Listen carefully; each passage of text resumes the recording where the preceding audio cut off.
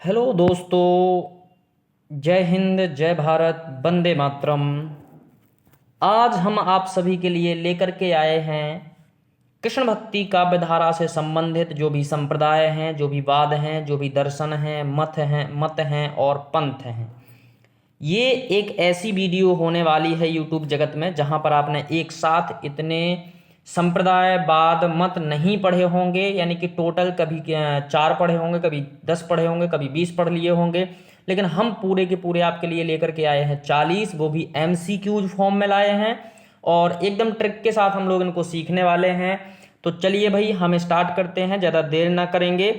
चलिए, और जो नए स्टूडेंट प्लीज़ इसको देखें वो कम से कम सब्सक्राइब जरूर कर दिया करें। देखिए, हम आपसे शेयर करने के लिए नहीं कहते हैं भाई, आपको लगता है कि ये दूसरे के पास वीडियो पहुंच जाएगी तो कंपटीशन बढ़ जाएगा, मत करें शेयर, कोई दिक्कत नहीं, बस चैनल को सब्सक्राइब जरूर करते जाएं।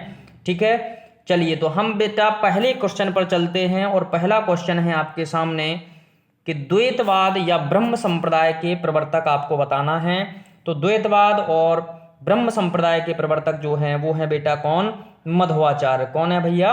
मध्वाचार्य। ठीक है, चलिए हम लोग आगे बढ़ेंगे। यदि आप ऐसा और भी यदि देखिए इसको सीखना चाहते हैं तो ऐसे सीख सकते हैं। देखिए यहाँ पर लिखा है द्वैतवाद, यानी कि 2 भागों में बांट दिया, 2 भागों में बांट दिया। तो वो किसने? मध्वाचार्य यानी कि माधव। ऐसे सीख लेंगे, किसने बांट दिया? माधव जी ने बांट दिया। कितने भागों में? 2 भागों में। कैसे बांटा? ब्रह्म संप्रदाय ने या फिर ब्रह्मा जी ने कैसे बांटा?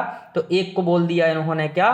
देवता, और दूसरा को क्या बोल दिया? राक्षस। ये केवल क्या है बेटा? एक सीखने के लिए ट्रिक बता रहे हैं कि ब्रह्मा ने कितने वर्ग बनाए? 2 वर्ग बना लिए अपने लिए। एक हो गया देवता और दूसरा हो गया राक्षस। ठीक है, तो द्वैतवाद यानी 2 भागों में बांट दिया, ऐसा आपको सीख लेना है।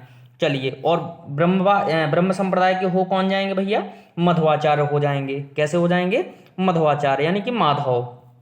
आगे बढ़ेंगे, अगला है अद्वैतवाद या स्मार्त। यहां पर ता है, यहां पर क्या है? ता है, स्मार्ट नहीं है। ठीक है, अद्वैतवाद और स्मार्ट संप्रदाय। अब कौन सा भैया? अद्वैतवाद। देखिए यानी कि 2 भागों में नहीं है, अब ये 2 भागों में नहीं है, और इसी का नाम क्या है भैया? स्मार्ट संप्रदाय है। कौन सा संप्रदाय?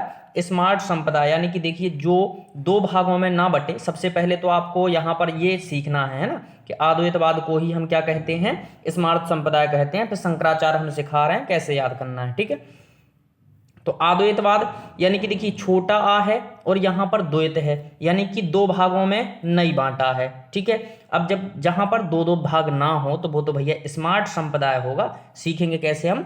स्मार्ट, है ना, वो परिवार कैसा है? स्मार्ट है, जिसके यहाँ पर खंड नहीं है। अब इसको कैसे सीखेंगे? तो यहाँ पर आ गया अपना नाम क्या?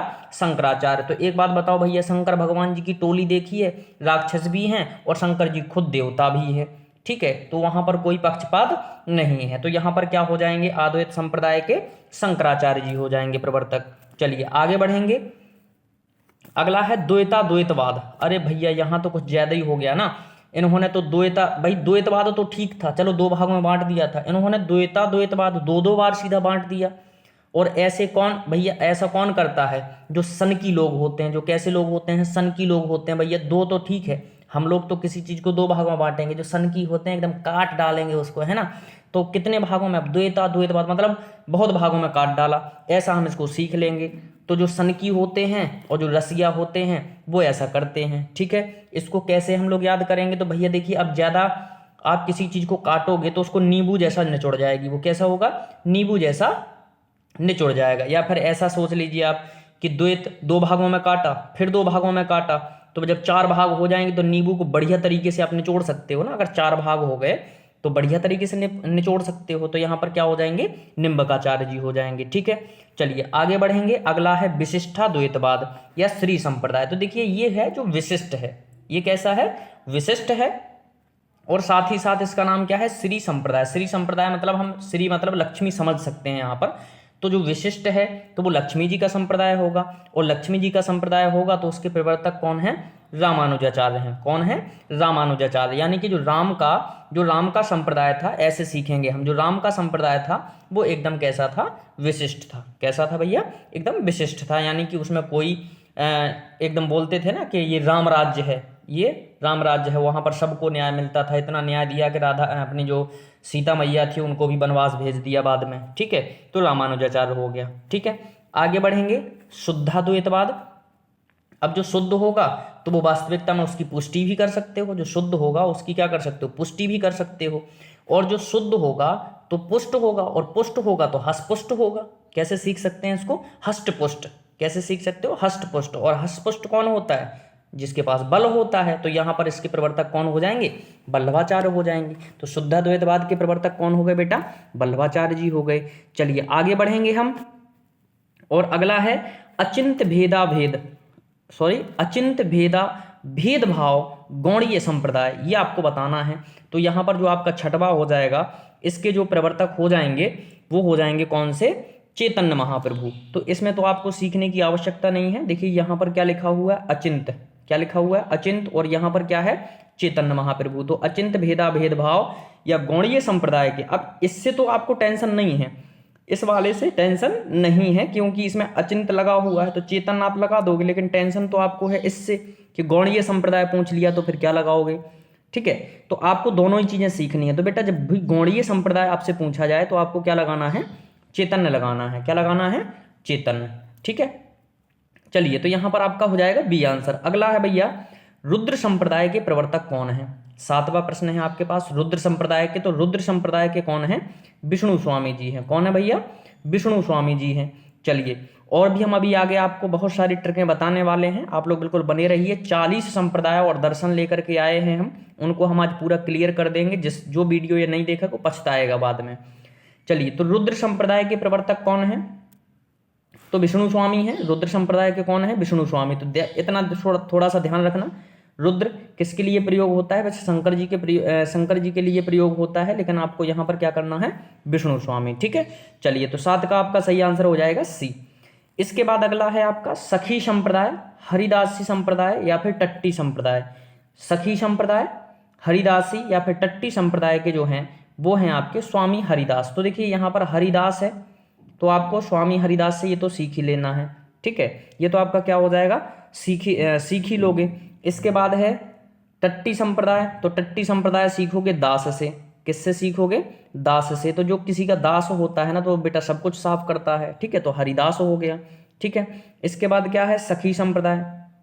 क्या है भैया, सखी संप्रदाय। तो सखी संप्रदाय क्या हो जाएगा, हरिदास हो जाएगा, ठीक है। तो 8वें का यहाँ पर आंसर क्या हो जाएगा, डी नंबर हो जाएगा, ठीक है। चलिए आगे बढ़ते हैं भैया। और अगला जो हमारा प्रश्न है वो है,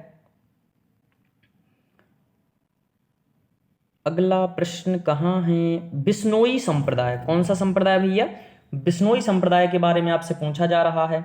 तो ध्यान रखना यहाँ पर बिश्नोई संप्रदाय के जो प्रवर्तक हैं वो हैं जम्बनाथ। कौन से हैं, जम्बनाथ। और कभी कभी जाम्भोजी लिखा मिल जाता है। क्या लिखा मिल जाता है, जाम्भोजी, ठीक है, जाम्भोजी। तो इसका आपको विशेष रूप से ध्यान रखना है। बिश्नोई संप्रदाय आपसे पूछा जाए तो जम्बनाथ मिल जाए या फिर आपको जाम्भोजी मिल जाए, वहां पर आपका क्या हो जाएगा, सही आंसर ए हो जाएगा, ठीक है। क्या हो जाएगा बेटा, ए नंबर। बिश्नोई संप्रदाय के जो प्रवर्तक हैं वो कौन है, जम्बनाथ जी हैं।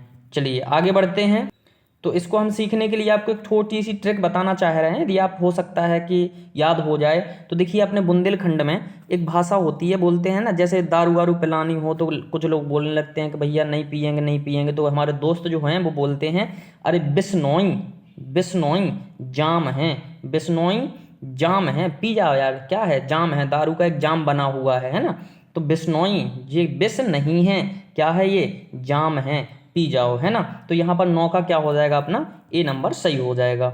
इसके बाद है अगला, रामावत संप्रदाय के प्रवर्तक बताना है। तो यहाँ पर रामावत संप्रदाय के जो प्रवर्तक हैं तो भाई रामा से ध्यान रखना, यहाँ पर रामानंद जी हो जाएंगे। कौन हो जाएंगे, रामानंद जी।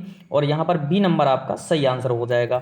आगे बढ़ेंगे, सिख संप्रदाय के प्रवर्तक बताना है। सिख संप्रदाय के प्रवर्तक तो ये भैया जन जन को याद होंगे, इसके जो हैं वो गुरु नानक जी हैं, ठीक है। सिख गुरु नानक जी इसके प्रवर्तक हैं। इसके बाद हम आगे बढ़ेंगे और अगला है हमारा उदासी संप्रदाय। कौन सा संप्रदाय है भैया, उदासी संप्रदाय।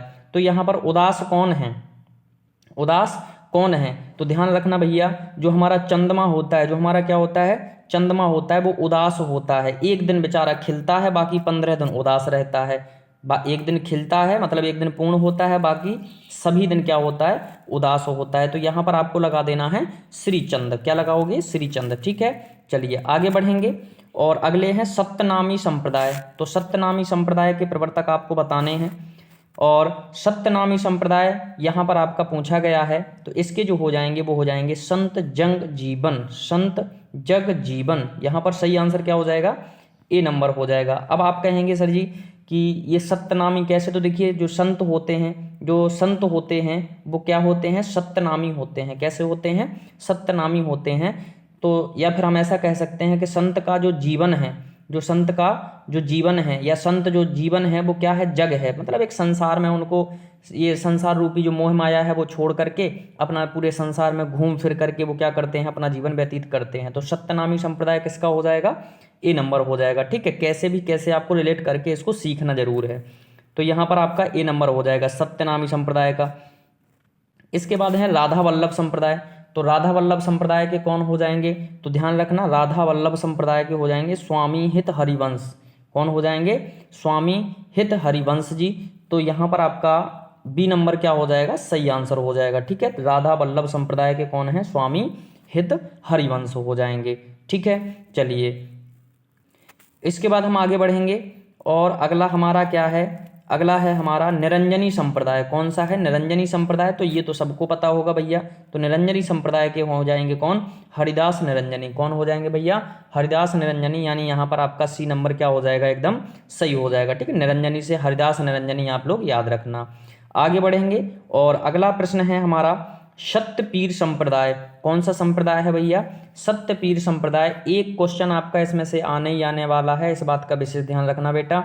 और अगर ये आपने पूरे नहीं पढ़े हैं तो एक नंबर जो आपको कंपटीशन से बाहर कर सकता है वो आपका रह जाएगा। अब आपकी भी श्रद्धा है, कितना आपको देखना है, कितना पढ़ना है। ठीक है, तो सत्यपीर संप्रदाय जो है वो किसका है, तो मैं आपको बता देता हूं भैया। सत्यपीर संप्रदाय जो है वो है आपका अलाउद्दीन हुसैन शाह। सत्यपीर किसका है, अलाउद्दीन हुसैन शाह। तो यहाँ पर पीर बाबा से सोचना, इन लोगों के उसमें पीर मजार होती हैं, पीर बाबा जी होते हैं। किसके होते हैं, जो मुस्लिम होते हैं। तो अलाउद्दीन हुसैन शाह हैं, इसके क्या हो जाएंगे, प्रवर्तक हो जाएंगे।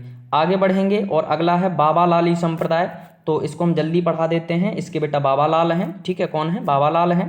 इसके बाद है परब्रह्मा संप्रदाय। कौन सा संप्रदाय है, परब्रह्मा संप्रदाय। तो परब्रह्मा संप्रदाय या दादू पंथ, इसको ध्यान रखना। तो उसके क्या हो जाएंगे, दादू दयाल हो जाएंगे। परब्रह्मा संप्रदाय। अब दादू पंथ से तो दादू दयाल याद हो जाएगा, लेकिन यहाँ पर जो हमारे लिए इंपॉर्टेंट है वो है परब्रह्मा संप्रदाय।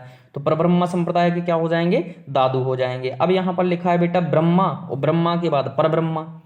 अरे हम लोग बोलते हैं ना, जैसे ब्रह्मा हमारे पिता हो गए, मान लेते हैं हम लोग कि ब्रह्मा कौन है, पिता समान है। इसके बाद परब्रह्मा बोल दिया तो परब्रह्मा कौन हो जाएंगे, दादाजी हो जाएंगे। तो यहाँ पर क्या हो जाएगा, दादू दयाल हो जाएगा। तो परब्रह्मा मतलब दादू दयाल। ठीक है, आगे बढ़ेंगे। अगला है बेटा सांख्य दर्शन। तो सांख्य दर्शन जो है वो किसका है, सांख्य दर्शन के प्रवर्तक कौन है, तो सांख्य दर्शन के प्रवर्तक जो हैं वो है कपिल मुनि। कौन है भैया, कपिल मुनि है। कौन है बेटा, सांख्य दर्शन के कपिल मुनि है। ठीक है, चलिए आगे बढ़ेंगे। यहाँ सी नंबर आपका सही हो जाएगा। अगला है योग दर्शन। तो योग दर्शन के तो योगी बाबा कौन है भैया, तो पतंजलि प्रोडक्ट को बेचने वाले योगी बाबा हैं। तो यहाँ पर सही हो जाएगा आपका पतंजलि। आगे बढ़ेंगे न्याय दर्शन। न्याय दर्शन जो है उसके प्रवर्तक आपको बताना है। तो न्याय दर्शन तो देखिए हम आपको बता देते हैं कि न्याय के दर्शन ऐसे न्याय नहीं होना चाहिए था। आप लोगों ने गौतम अहल्या नाम सुना होगा कि गौतम की जो नारी थी वो अहल्या थी। इंद्रदेव जी उनके साथ संभोग करने के लिए आए थे। तो इंद्रदेव जी जो हैं वो, इंद्रदेव आए थे या कामदेव, चलो कोई भी आया हो, तो क्या हुआ कि भाई वो उन्होंने रूप धारण कर लिया किसका, गौतम जी का। किसका रूप धारण कर लिया, गौतम जी का। और गौतम जी आए, उन्होंने जैसे उसको देखा तो फिर उन्होंने अहिल्या को पत्थर बना दिया। अहिल्या को क्या बना दिया, पत्थर बना दिया। अब ये क्या, ये गौतम का जो न्याय है वो सही था क्या, गौतम का जो न्याय है वो सही था? तो आप कहेंगे नहीं, ये तो बिल्कुल अंधेर हो गया है। ये तो क्या है, अंधेर है। तो तम मतलब भी क्या होता है बेटा, अंधेरा। यानी न्याय जो है वो जब अंधेरा था तो वो किसने किया, गौतम जी ने। तो ऐसा न्याय नहीं होना चाहिए था। ठीक है भाई, सजा किसको मिलनी चाहिए थी, जो भाई उसके साथ संभोग करने के लिए आया था। तो यहाँ पर सही आंसर क्या हो जाएगा आपका, ए हो जाएगा। ठीक है, चलिए इसके बाद आगे है वैशेषिक दर्शन। वैशेषिक दर्शन इसके जो प्रवर्तक हैं वो कौन है? तो देखिए वैशेषिक दर्शन के बेटा जो हैं वो हैं कणाद। कौन है? कणाद हैं प्रवर्तक। वैशेषिक दर्शन के कौन है? कणाद प्रवर्तक हैं। चलिए आगे बढ़ेंगे। तो 22 का यहाँ पर बी नंबर आपका सही हो जाएगा। ठीक है, जो आपसे ना बने उसका स्क्रीनशॉट लेते जाएं, उसको 2-3 बार आप देख लें, याद हो जाएगा। इसके बाद है पूर्व मीमांसा दर्शन। पूर्व मीमांसा दर्शन जो है वो किसका है? तो यहाँ पर जैमिनी का है। किसका है पूर्व मीमांसा दर्शन? तो वो है जैमिनी का, यानी कि पूर्व दर्शन मीमांसा के प्रवर्तक कौन है? तो जैमिनी जी हैं। ठीक है, अब इसको कैसे याद रखें हम लोग? तो इसके लिए हम आप लोगों को लेकर के आए हैं मीमांसा के अर्थ पर। तो देखिए बेटा यहाँ पर हमने मीमांसा यहाँ पर नोट कर दिया है। क्या नोट कर दिया है? मीमांसा हमने यहाँ पर नोट कर दिया है। और इसके जो अर्थ हैं मीमांसा शब्द के वो हैं तत्व के संबंध में किया जाने वाला विचार पूर्वक निर्णय, या फिर तथ्यान्वेषण, या फिर गंभीर मनन या विचार, या अनुमान, या तर्क वितर्क। तो यहाँ पर बस आपको इतना ध्यान रखना है कि हम भाई जो हमारा विचार हो या निर्णय हो वो कैसा हो? मीमांसा में मिनी हो। कैसा हो? मिनी। मिनी मतलब छोटा सा। ठीक है, मिनी मतलब क्या हो? छोटा सा हो। तो मीमांसा के कौन हो जाएंगे? जैमिनी। अब वहाँ पर हम चलते हैं तो वहाँ पर क्या है? जैमिनी है। तो अब आप यहाँ पर देख पा रहे होंगे कि यहाँ पर जो हमारा सही हो जाएगा वो क्या हो जाएगा? जैमिनी हो जाएगा। ठीक है, यानी कि जो हमारी मीमांसा है, जो विचार पूर्वक जो तर्क वितर्क है वो कैसा है? मिनी है। ठीक है, तो तर्क वितर्क कैसे करना है? बिल्कुल छोटे छोटे तर्क वितर्क करना है, बड़े नहीं करना है। बड़े करोगे विवाद बढ़ जाएगा। तो यहाँ पर क्या हो जाएगा? 23 का सी हो जाएगा। चलिए आगे बढ़ते हैं। उत्तर मीमांसा। अब यहाँ पर कौन सा था? पूर्व मीमांसा। अब कौन सा हो गया? उत्तर मीमांसा। तो उत्तर मीमांसा आपको बाद में करनी है। ठीक है, बाद। उत्तर मतलब होता है बाद। उत्तर मतलब क्या होता है? बाद। तो बाद की आपको कब करनी है? बाद में करनी है। ठीक है, उत्तर मतलब होता है बाद बेटा। ठीक है, और यहाँ पर वैसे ही वेदांत है तो वेदांत से क्या करना है? बाद करना है। और उत्तर मीमांसा यानी बाद में आपको मीमांसा करनी है। तो यहाँ 24 का क्या हो जाएगा? डी हो जाएगा। ठीक है, 2 आपके यहाँ पर क्लियर हो गए। चलिए आगे बढ़ते हैं। और अगला जो प्रश्न है वो है आपका चार्वाक मीमांसा या फिर लोकायत दर्शन। अब आपको कौन सी करनी है? चार्वाक मीमांसा या फिर लोकायत दर्शन। तो बेटा ध्यान रखना कि चार्वाक मीमांसा से आपको यहाँ पर चार्वाक ही लगा देना है। यहाँ पर यानी 25 का क्या हो जाएगा? ए हो जाएगा। ठीक है, चार्वाक मीमांसा मतलब चार्वाक। आगे बढ़ेंगे। स्यादवाद। तो स्यादवाद या फिर जैन धर्म। स्यादवाद या जैन धर्म आपसे यदि कहा जाता है तो आपको विशेष ध्यान रखना है कि यहाँ पर जो आपका सही आंसर क्या हो जाएगा? वो हो जाएगा आपका पार्श्वनाथ। क्या हो जाएगा? पार्श्वनाथ। ठीक है, चलिए आगे बढ़ेंगे। इसके बाद अगला है आपका क्षणिकवाद, संघातवाद, दुखवाद और बौद्ध दर्शन। तो भैया बौद्ध दर्शन में आप क्या लगाओगे? गौतम बुद्ध लगाओगे। बस आपको यहाँ पर थोड़ा सा ध्यान रखना है कि क्षणिकवाद, संघातवाद, दुखवाद और बौद्ध दर्शन ये याद रखना है। तो ध्यान रखो, हम इसको थोड़ा सा याद कराने की कोशिश करते हैं। क्षणिकवाद यानी क्षण भर में गौतम ने क्या किया? अब यहाँ पर बुद्ध से नहीं ले रहे हैं हम। ठीक है, तो यहाँ पर क्षण भर में गौतम जी ने क्या किया था? नारी को पत्थर बना दिया था। ठीक है, संगातवाद यानी संग नहीं दिया था एक साथ, मतलब उनको चाहिए था कि अपनी पत्नी का साथ दें, पत्नी का साथ दें और जाकर के लड़ें भाई, जिसने जो कृत्य किया है उसके लिए लड़ें। इसके बाद दुखवाद, तो इन्होंने भाई इतना दुख दे दिया कि सीधा बेचारी को पत्थर बना दिया। ठीक है, तो यहाँ पर कौन हो जाएंगे? गौतम बुद्ध जी। ठीक है, बस ध्यान रखना गौतम बुद्ध और गौतम अगर आ गया तो यहाँ पर गौतम बुद्ध लगाना है। ठीक है, चलिए आगे बढ़ेंगे। पाशुपत दर्शन। पाशुपत दर्शन जो है वो किसने लिखा है? तो पाशुपत दर्शन जो लिखा है वो लिखा है लकुलीस ने। किसने लिखा है? लकुलीस ने। तो ध्यान रखना पाशुपति, अगर यहाँ पर हम सीखेंगे किससे? पाशुपति। पाशुपति बोला जाता है शंकर भगवान को। तो भाई जब हम पाशुपति के दर्शन करें वो हमारा लक है। वो क्या है? लक होगा कि हमें उनके दर्शन हो जाएं। ठीक है, तो 28 का यहाँ पर क्या हो जाएगा? आपका डी नंबर सही हो जाएगा। अगला है बाबरी पंथ। कौन सा पंथ है भैया? बाबरी पंथ। तो बाबरी पंथ के हमें यहाँ पर प्रवर्तक बताना है। तो बाबरी पंथ के जो प्रवर्तक हैं वो आपके बाबरी साहिबा हैं। इसमें आपको कोई याद करने की आवश्यकता नहीं है। अगला है लाली पंथ। तो लाली पंथ को भी याद करने की बात नहीं है, क्योंकि लाली कैसी होती है? लाल होती है, तो लालदास हो जाएंगे। ठीक है, तो यहाँ 30 का क्या हो जाएगा? आपका बी हो जाएगा। आगे बढ़ेंगे। परनामी संप्रदाय। कौन सा संप्रदाय है भैया? परनामी संप्रदाय है। तो परनामी से आपको यहाँ पर ध्यान रखना, परनामी से प्राण लगाना है। क्या लगाना है? परनामी संप्रदाय से प्राणनाथ लगाना है। तो परनामी संप्रदाय के प्रवर्तक कौन हो जाएंगे? प्राणनाथ जी हो जाएंगे। अगला है महानुभाव संप्रदाय। कौन सा संप्रदाय भैया?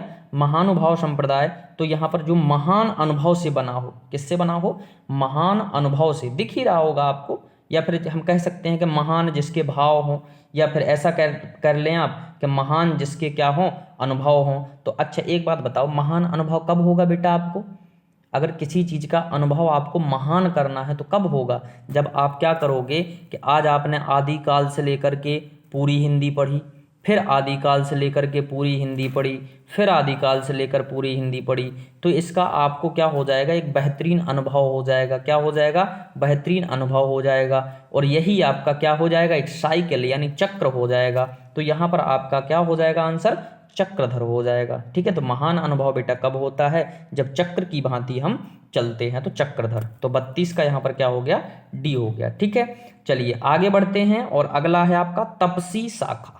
कौन सी शाखा है भैया, तपसी शाखा। तो तपसी शाखा के कौन है, कीलदास हैं। कौन से हैं बेटा, कीलदास हैं। तपसी शाखा के प्रवर्तक कौन है, कीलदास हैं। तो मैं बस यही आग्रह करना चाहूँगा कि बेटा यदि हमारी ट्रिक आपको अच्छी लग रही है और आप चाहते हैं कि हम ऐसे वीडियो बनाते रहें, तो आपका सपोर्ट हमारे लिए बहुत महत्वपूर्ण है। आप चैनल को सब्सक्राइब जरूर करते जाएं, ये निवेदन है सभी छात्रों से। हम आपसे देखिए वीडियो का एक भी पैसा नहीं ले रहे हैं, हम PDF का पैसा लेते हैं क्योंकि उसमें हम मेहनत करते हैं। ठीक है, मेहनत का मतलब है कि हम भी यहाँ पर आपको किताबों से पढ़ा सकते थे, लेकिन किताबों में इतना सारा संग्रह नहीं मिलता है बेटा, बहुत टाइम लगता है एक एक प्रश्न बनाने में, है ना। अगर एक प्रश्न बनाने में ये मान के चलो कि भाई कम से कम 2 मिनट लगा, और 2 मिनट के बाद फिर उसको कहीं से और ढूंढना है, बहुत टाइम लग जाता है। तो बस केवल हम यही चाहते हैं कि आप हमारी मेहनत को एक सब्सक्राइब जरूर दें। ठीक है, चलिए तो यहाँ पर तपसी शाखा के कौन हो जाएंगे, तो वो हो जाएंगे कीलदास। कौन से हो जाएंगे, कीलदास हो जाएंगे। अब आप इनको कैसे सीखोगे, तो यहाँ पर ध्यान रखना, यहाँ पर क्या है, तपसी कौन है, तपसी हैं। अब तपसी जो होते हैं उनको चाहे कील लगे पाँव में, चाहे कुछ भी हो, वो कैसे अपने पथ पर आगे बढ़ते जाते हैं। आपका भी यही है कि बेटा चाहे गर्मी लगे चाहे ठंडी लगे, पढ़ना है, सिलेक्शन लेना है, माता पिता का नाम रोशन करना है तो करना है। तो तपसी शाखा के कौन हो जाएंगे, कीलदास हो जाएंगे। ठीक है, इसके बाद है रसिक शाखा। कौन सी शाखा है भैया, रसिक शाखा। तो रसिक शाखा के थोड़ा सा ध्यान रखना, रसिक से आप सीख लेंगे रसिया, रसिक से क्या सीखोगे, रसिया सीखोगे। और रसिया जो लोग हैं ना वो आगे आगे चलते हैं। शादियों में देखना जो रसिया लोग होंगे ना वो डीजे में आगे आगे चलेंगे कि भाई हमें कोई देखे, है ना। तो रसिक शाखा किसका हो जाएगा, अग्रदास जी का हो जाएगा। ठीक है, चलिए आगे बढ़ेंगे। महापुरुषिया शाखा। कौन सी शाखा बेटा, महापुरुषिया शाखा। तो महापुरुष, महापुरुष, तो यहाँ महापुरुष भैया कौन लग रहा है आपको 4 लोगों में, तो यहाँ पर शंकरदेव और रामदास आपको दिख रहे होंगे, लेकिन हमें यहाँ पर लगाना है किसका, महादेव। महा से महादेव, और महादेव कौन है, शंकरदेव। ठीक है, चलिए आगे बढ़ेंगे। तो यहाँ पर 35 का आपका कौन सा आंसर हो जाएगा, सी आपका राइट हो जाएगा। आगे बढ़ेंगे बेटा रामदासी शाखा के। तो रामदासी शाखा के तो आपको कुछ नहीं करना है, सीधा जा करके रामदास लगा देना है। ठीक है, इसके बाद है तत्सुखी शाखा। कौन सी शाखा है भैया, तत्सुखी शाखा। तो तत्सुखी शाखा, तो सुखी, सुखी, सुखी कब थे लोग, सुखी कब थे, तो बेटा सुखी तो तभी थे ना जब रामचंद्र जी यहाँ थे, यानी कि रामचंद्र जी जीवित थे। तो तत्सुखी यानी जीवाराम, तत्सुखी यानी कि जीवाराम। ठीक है, इसके बाद अगला है हमारा भैया स्वसुखी। अब कौन है, अब भैया हम स्वयं सुखी हैं। अब कौन सुखी है, स्वयं सुखी हैं। पहले तत्सुखी, उसने, तत् मतलब होता है उसका या उसने, तो उसने सुखी रखा था। दोनों को एक साथ सिखा देंगे हम बेटा, चिंता नहीं करना है आपको। तत् मतलब होता है उसका, उसकी या उसने। तो यहाँ पर तत् मतलब उसने सुखी रखा। किसने सुखी रहा, जब तक राम जीवित रहे तब तक राम ने सुखी रखा। और अब हैं हम स्वयं सुखी, स्वयं मतलब स्वयं, स्वयं मतलब स्वयं। और कैसे हैं हम स्वयं सुखी हैं, तो क्यों सुखी हैं, क्योंकि हम राम के चरणों के दास हैं। तो यहाँ पर क्या हो जाएगा, स्वसुखी हो जाएगा। ठीक है, तो यहाँ स्वसुखी शाखा के प्रवर्तक कौन है, रामचरण दास हैं। अगला है बेटा उद्धति शाखा। कौन सी शाखा आ गई है, उद्धति शाखा। तो उद्धति शाखा जो है वो है आपकी सहजानंद की। अब सहजानंद आ जाए या फिर स्वामी नारायण दास आ जाए तो वो कौन सी हो जाएगी, उद्धति शाखा हो जाएगी। ठीक है, चलिए आगे बढ़ेंगे। इसके बाद है भेदा भेद सिद्धांत। कौन सा है, भेदा भेद सिद्धांत। अब आपके 2 क्वेश्चन अभी और रह गए हैं और इसमें हम थोड़ी सूचना देना चाहते हैं कि बेटा देखिए वर्ग 2 का भी एग्जाम आ रहा है। तो वर्ग 2 वालों के लिए विशेष सूचना है कि यदि आपको सिलेबस चाहिए और सिलेबस के अनुसार यदि आपको हमारे PDF चाहिए तो आपको ये सिलेबस सहित आपको PDF आपको मिलने वाले हैं मात्र 150 रुपये में। कितने रुपए में? 150 रुपये में। इसमें आपको भरपूर MCQs रहेंगे, भरपूर MCQs रहेंगे और साथ ही साथ थ्योरी रहेगी, साथ ही साथ थ्योरी रहेगी। आप हमें कांटेक्ट कर सकते हैं, ये सिर्फ वर्ग 2 वालों के लिए बता रहे हैं। आप हमें कांटेक्ट कर सकते हैं 70 67 60 62 61, ठीक है, कभी भी कर सकते हैं। इसके बाद जो वर्ग 1 वाले हैं, इस एग्ज़ाम के बाद जो तैयारी करने वाले हैं, तो उनके लिए भी 150 रुपये में PDF उपलब्ध कराई जाएगी, वो भी सिलेबस के अनुसार उसी प्रकार से MCQs और प्लस थ्योरी के साथ, ठीक है। तो ये है कब के लिए? जब 2 अगस्त का वर्ग 1 का पेपर हो जाएगा आगे के लिए। और अभी 2 अगस्त 2023 तक जिसे भी PDF चाहिए वो मात्र 80 रुपये में मिल रही हैं, चाहे वो वर्ग 1 का व्यक्ति हो, चाहे वो वर्ग 2 का व्यक्ति हो, अभी मात्र 80 रुपये में उसे PDF मिल जाएंगी। चलिए, तो हम अपने प्रश्न पर चलते हैं। भेदाभेद सिद्धांत, तो यहाँ पर 40 का जो आंसर हो जाएगा वो हो जाएगा कौन सा? भास्कराचार्य जी। कौन हो जाएंगे? भास्कराचार्य जी। कौन सा? भेदाभेद सिद्धांत, ठीक है। अब इसको कैसे याद रखोगे? तो ध्यान रखना यहाँ पर क्या है? भेद है, तो आपको क्या करना? भेदना है, किसी को भेदना है, मतलब उसमें क्या करना है? छेद करना है। तो भैया भास्कर तो ऐसे हैं, भास्कर किसका पर्यायवाची है? जो दिनकर हैं, प्रभाकर है, भास्कर है, तो हम ऐसे सूर्य से समझ लेंगे। और सूर्य ने तो भैया ओजोन परत में भी छेद कर दिया है, तो हमें कह सकते हैं कि भेदाभेद सिद्धांत किसका है? भास्कराचार्य जी का, ठीक है। कैसे भी करके याद कर लेना है। अब हम पहुंचते हैं अपने लास्ट प्रश्न पर, और लास्ट आज का प्रश्न है, पहले मैं आपको डिटेल बता दूं थोड़ा सा अपने बारे में। तो ये हमारा पता है बेटा, ठीक है। यूट्यूब चैनल है हमारा एस हिंदी एकेडमी के नाम से। अब कई लोगों को हिंदी सागर भी शो हो रहा होगा क्योंकि नाम चेंज किया हुआ है। Hindi by Santosh sir, number हमारा ये है। और यदि आप पता चाहते हैं तो पता है हमारा TBS एजेंसी के सामने, पलेरा, टीकमगढ़। टीकमगढ़ जिले में एक पलेरा नगर है, वहाँ पर हम रहते हैं, वहीं पर हम अपनी कोचिंग पढ़ाते हैं, और ये आपको मध्य प्रदेश में है, ठीक है। लास्ट क्वेश्चन पर चलते हैं। अनित्य भेदाभेद, तो अभी था भेदाभेद सिद्धांत जो भास्कराचार्य जी का था, अब आ गया है अनित्य भेदाभेद। तो अनित्य भेदाभेद किसका हो जाएगा? बलदेव जी का हो जाएगा। किसका हो जाएगा बेटा? बलदेव आचार्य जी का हो जाएगा। इसी क्वेश्चन के साथ अपनी वाणी को आज हम विराम देते हैं, चलते हैं। जय हिंद, जय भारत, वंदे मातरम। आप सभी सुखी रहें, यही ईश्वर से कामना करते हैं। आप सबका सिलेक्शन हो, ये भी हम ईश्वर से कामना करते हैं, ठीक है। तो चलिए, गुड बाय।